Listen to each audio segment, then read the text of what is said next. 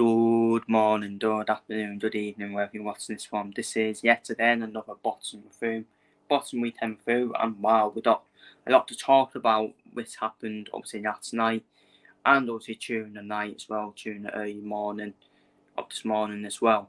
So we will start off with Rowan Price. The price was right on the night, as Rowan Price missed history once again. She is now the unified WBA, IBO, and Women Magazine World Champion, all without using a single round as a professional after defeating Chester McCaskill on technical decision. Obviously, it got waved off. I think it was after the 8th round, at the start of the 8th round, where it got waved off for the eye on Chester McCaskill, and it was a complete massacre. Let's be real. I was really impressed, as I said there. This is on my notes. I didn't read it out. I didn't read my notes out. I was really impressed by Rowan Price. I thought this was a massive step up. I thought this massive step up was too early for her career, but she rolled the dice. No fear at all with the pressure on her as well. And I did thought to myself, I still thought it was a massive step up compared to the opponents she's already faced. In her professional, amateur is amateur. This is the big one now. This was the big one for me. But she completely outbossed McCaskill. What a win. Historical Wales in boxing too. She could be, I reckon she could be the Wales Kate Taylor. Taylor has been for Ireland. Complete superstar. Boxing superstar to have.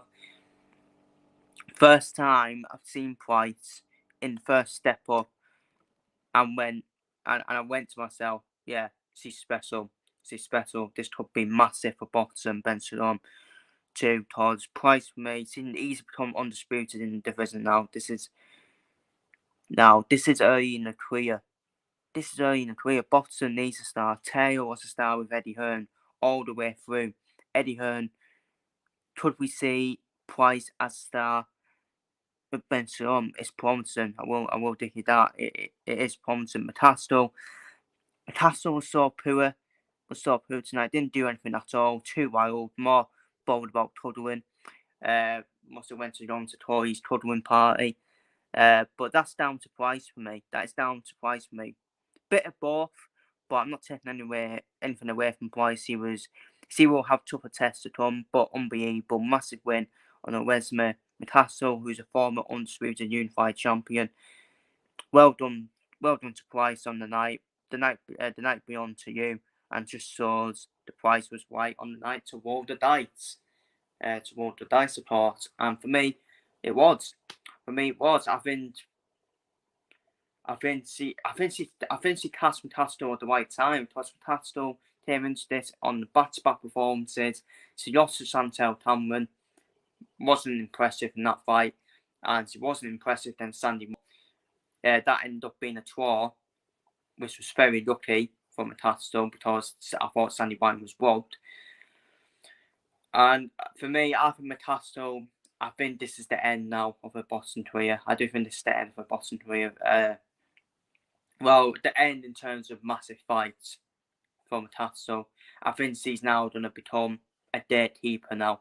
McCaskill, in my opinion. For me, if I was her, I would definitely retire. In my opinion, because that's 3 performances now, and the 3 performances she's been past it. She's been past her career. So sad to see from McCaskill. But what a win for Rowan Price on the career, and I'm impressed by Rowan Price's stills as well. I was impressed by her still, her movement around the win as well, her boxing stills as well, the damage it caused to McCaskill's eye as well, and there's no way McCaskill could continue. No chance, absolutely no chance. We don't allow men to continue, so it should be the same for women, in my opinion. It doesn't matter how it was in the rounds, he couldn't continue with that eye. And it was a one-sided massacre from Rowan Price. And obviously, now we move on Vasily Lomachenko, the IBF lightweight champion, once again. Vasily Lomachenko, a dominant still performance from a pound-for-pound weight in Lomachenko. He is still him, Vasily Lomachenko. Same with Alexander on the Mood said, these Ukrainian fighters are unbelievable. They are unbelievable. Lomachenko, for me, was fully in his rhythm, as I said, in the North here. It was only on door one weight. 105 out of the 175 punches landed by Lomachenko were power punches. George Kambosos landed 40 punches the entire fight. A dominant still performance from pound-for-pound weight. I think he is a pound-for-pound weight. He still should be in the top 10 of the pound-for-pound, in my opinion, for Vasily Lomachenko. I still can't believe people don't put him in the top 10. He's one of the probably the greatest pound-for-pound fights we've ever seen as well in boxing, Vasily Lomachenko. And he's back up there now with the big fights. And obviously he's been in with the Travolta Tank Davis or Satur Stevenson nets. Both of them dot fights coming up in the summer. Tank against Frank Martin and Satur Stevenson's going to be defending, I think he'll be defending his title as well and having a fight. To be fair, I think William Sabeda he's available, isn't he? At the moment, he's the one that's available. So that would be a good fight. William Sabeda, Lomachenko, what a fight that would be. What a fight. What a fight that would be. And that would be 50-50. I wouldn't want to call that fight.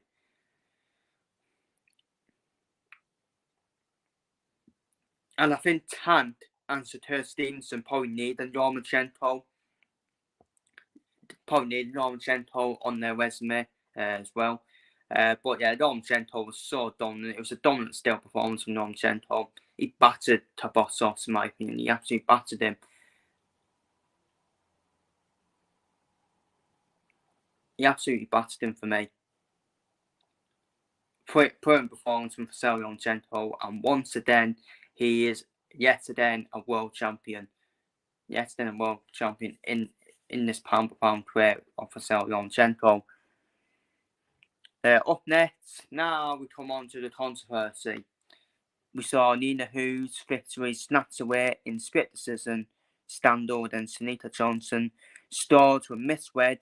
Confusion wins as Johnson unexpectedly declared winner of a veteran Hoo's. And absolute madness. It's an absolute madness for me. Look, people have their opinions on who won. For me, Nina Hoo's won for me. I'm sorry, I do follow certain boxing channels. They did a watch on, but I think they must have been asleep during that watch on because I don't know how they can say Sunita Johnson won. For my eyes, Nina Hoo's, for me, displayed a level fitter and relentlessness that behind her ears from the opening rounds. I thought she was the more aggressive fighter than Sunita Johnson. Constantly taking the fight to Johnson. Johnson, who at 29 had the advantage of youth and weight.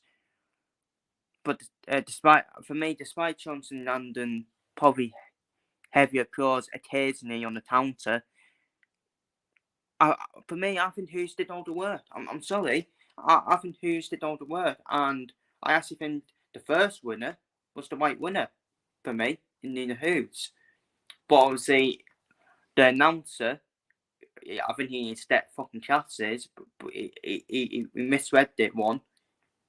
He misread it one, and I think it's an absolute scandal how the judges had Sunita Johnson winning, to be honest with you. And people be like, you're a bitter critic. You're a bitter critic person. No, I'm not. It don't matter if she's critic, Nina Hughes. I said Mattea Mayer won against Natasha Jonas quite comfortably. So so that does not mean I'm biased towards critics. I'm not. So for me, Nina Hughes was the one robbed, in my opinion.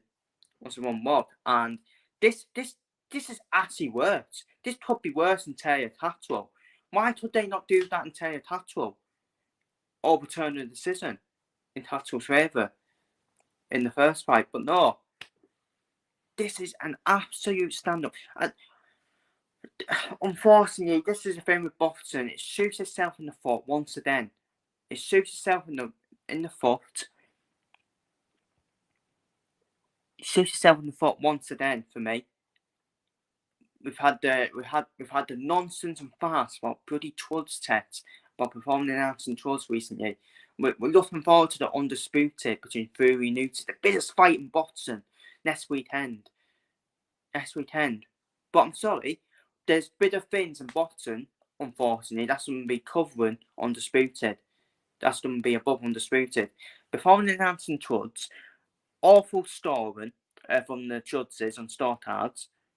Pathetic really, absolutely pathetic.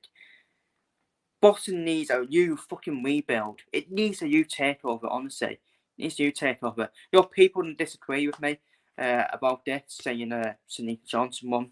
That's your opinion. Fair enough, that's your opinion. But in my eyes, Nina Hughes won that easily for me. Won that comfortably.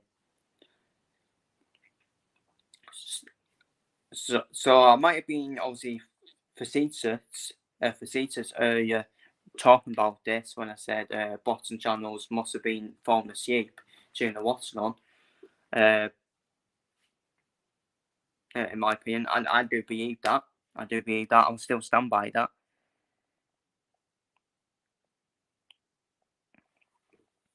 And I'll even say, even as the match progressed, Johnson appeared to recover a strategy, landing significant shots and particularly powerful right in the 8th round. But apart from that, I didn't see him do much else. Honestly, I didn't see him doing much else. However, for me, I think whose response was fierce and maintain the aggressive stance and landed more punches with greater frequency for me. Even if she faced fatigue and swelling, for me, Nina Hughes won that fight. She won that fight for me. So for me, the right decision is to have a rematch. That's the right decision to have a rematch for me.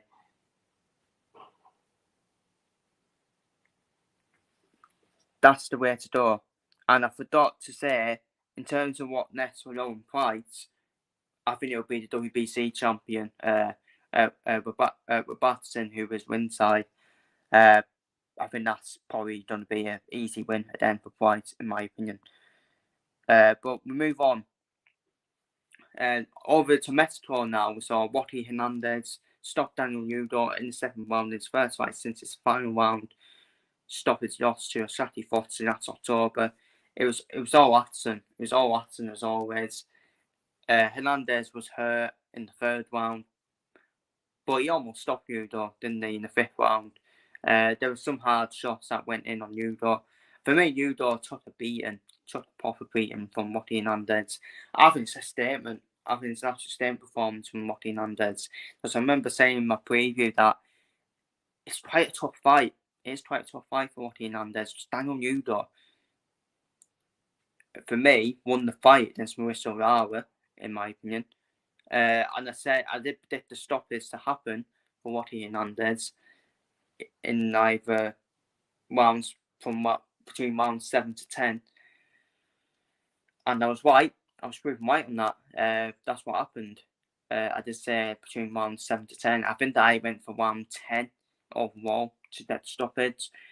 So I was right in the range of the rounds, and he's exciting to watch. He really is exciting to watch Joaquin Hernandez. And it has to be a world title shot next again. It has to be a world title shot next. Because he got beaten to massive fashion in that final round after someone said it would be, I think it's 22 seconds was almost 22 seconds from beating Ashati Foster. So I do think Ashati Foster is definitely a rematch that can happen, or even against one of George Hordina or Ramat Watts, in my opinion. I don't think George Hordina will want it though. Honestly, I don't think George Hordina will want that fight, in my opinion. Because I genuinely believe Hernandez would beat George Hordina. I think he'll beat Watts, Watts in my opinion. I think the fight I want to see is the rematch with Shaki Fotzer. What a first fight that was. And I think we should see the rematch in my opinion. Yes, Yedden won it back then. But yeah, statement performance from Watty Hernandez. Obviously, the 12-feater event on that card in Mestor was Erica Cruz and Romero, ending in the 12 in Mestor. 97-93 Romero, 97-93 Cruz, 95-95. 95-95. Erica Cruz and Romero draw in Mestor. Cruz retains the WBA to the bantamweight title. I scored it 96-94 in Cruz's favour. But but to be fair, I can't argue with 97-93 for either fighter. Was probably perfectly acceptable in my opinion, as was 95-95. It was a clash of styles. It's one of them. It's what you like. Where the star cards were always going to be all over the place. You could get a wide card for either fighter, depending on what you prefer. As I said, in terms of styles.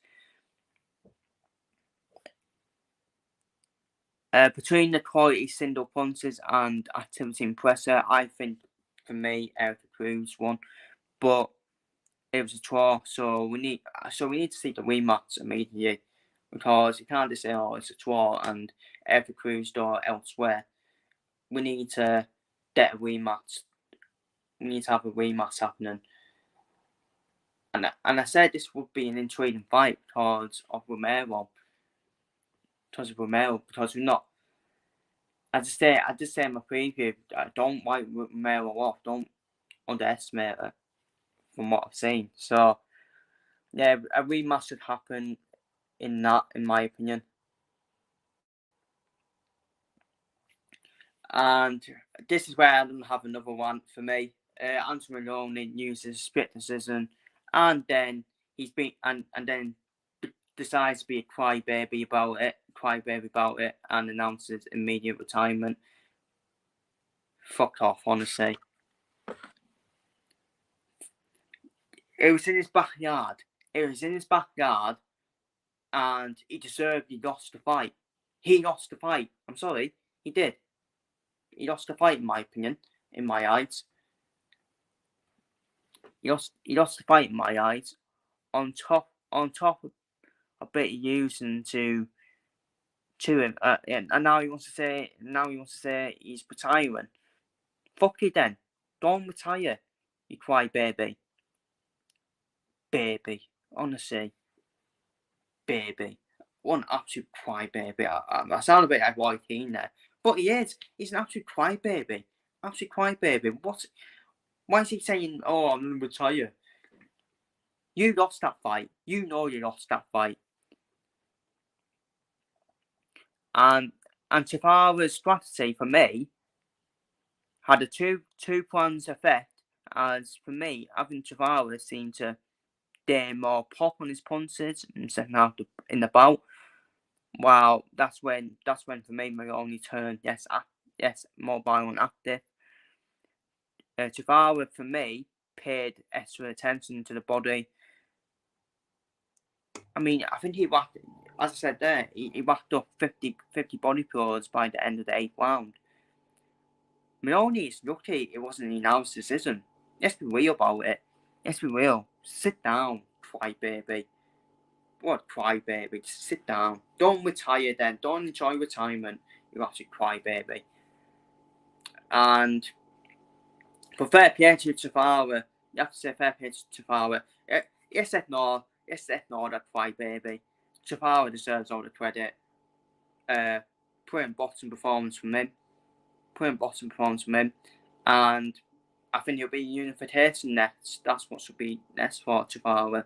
Potentially the winner of Estrada or Chelsea Brown Breeders. Potentially.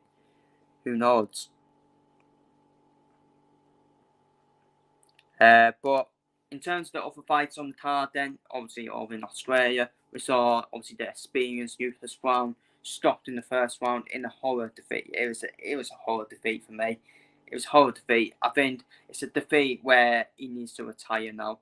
because the mentor is a big thing in boxing. He got pretty stopped in the first round. He was already putted in the first round by Aho. So it wasn't a shock where we all expected Aho to win. The 45-year-old Brown. I mean, the punishment he took, it wasn't nice to watch. I'm sorry, it wasn't nice to watch the punishment he took. Nothing round. He's a security guard now. Yes, we will. He's built as a security guard who should be working at a supermarket. That should be his job. Shouldn't be anywhere near boxing, in my opinion. And it was applauded by the other opponent. So, but Aho did what he needed to do. I wouldn't say it's a statement because he was expecting to fucking stop Brown quite early. And Aho will continue to take the necessary step ups, in my opinion. Elsewhere on the card we saw the physicality of Joe Doodle, as he secured a stoppage 10th round. Well, yeah, I see the final minute of the fight. He went on the attack on the final minute of the fight. The referee called it off with 18 seconds remaining. As Opio, for me, Opio just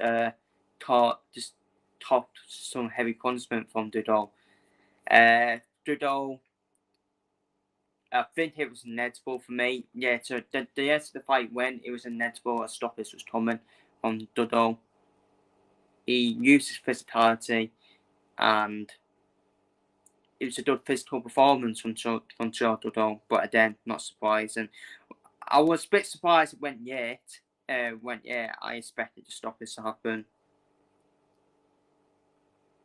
quite early on in the fight. So, but anyways, he got the stoppage, got the job done. And finally, we saw Tamatev stop Boyanets in the 6th round in a very good performance. From Tamatev against Boyanets.